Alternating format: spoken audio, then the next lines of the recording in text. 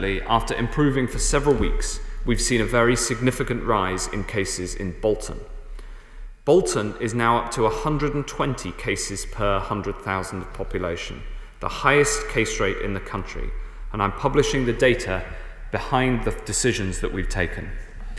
I must therefore tell the House that, working with the local council, we're taking further local action. The rise in cases in Bolton is partly due to socialising by people in their 20s and 30s. We know this from contact tracing.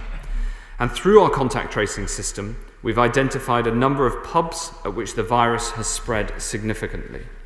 We're therefore taking the following action in Bolton, starting immediately. We will restrict all hospitality to takeaways only, and we'll introduce a late night restriction of operating hours, which will mean all venues will be required to close from 10 p.m. to 5 a.m. We'll introduce urgently further measures that put the current guidance that people cannot socialise outside their household into law. I want us to learn the lesson from Spain and America and France, not have to learn the lesson all over again ourselves through more hospitalisations and more deaths, and take this action locally in Bolton. But crucially, we all have a part to play. Mr. Deputy Speaker, we're also putting in place extra measures, including visitor restrictions, to restrict the spread of virus into care homes and hospitals in Bolton.